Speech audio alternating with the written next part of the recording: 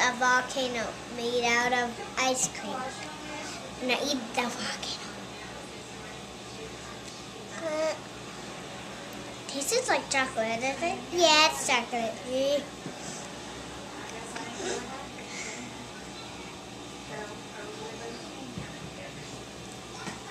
If you want to know how to make this, guys, just call my phone number because I have a phone number and a file.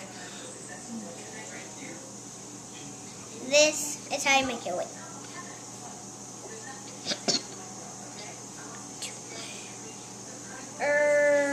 Okay, here you go. That's a volcano.